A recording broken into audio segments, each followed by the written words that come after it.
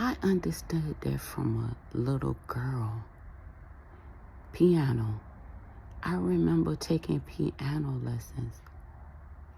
And I don't think it's coincidence that when we opened up our warehouse, our first warehouse for the business, when I went and looked at it, before my son made the decision to move to it, I went and looked at the warehouse. It might have been like 6 to 8 months before.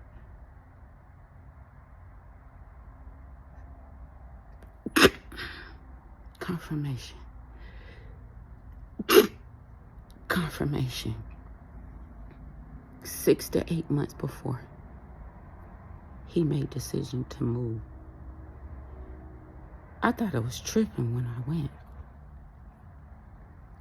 But the warehouse space was located directly beside the neighborhood that I used to take piano lessons as a little girl. I was in the first grade, and I was like, what's going on here? And the thought came to my mind, like, what y'all doing? Because I hadn't been near that place, or I hadn't remembered that place. I was in my, like, 45, 44, 43 when this happened. I hadn't been there since I was like 5.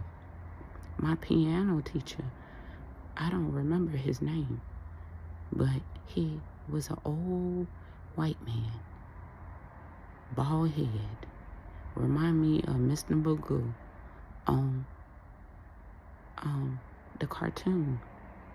He drove a blue Volkswagen Beetle, but he taught me the number scales.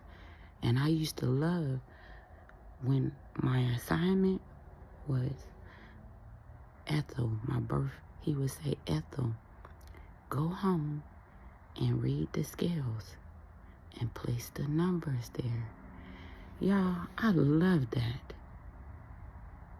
Those numbers, they spoke to me. They sung to me. And of course, when they sung to me, I became a singer.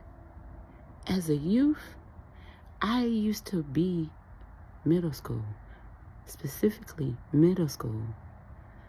Before I came back to North Carolina middle school, I was in California and Oklahoma. I lived with a sister who was in the military. Middle school, I always had the lead part for the plays. Musicals, I was in chorus. They were bringing this back to me because numbers, music, all this go together. Harmony. I'm a Libra. My eye, it goes together. I always had the lead part. Always had the lead parts in the musical.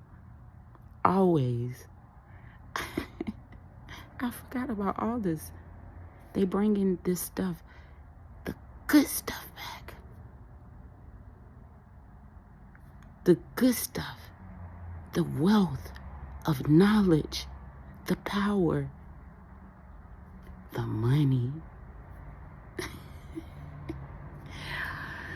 Ah, man. Thank y'all. Thank you, God, ancestors, divine spirit team. But my father had something to say to me. So I went.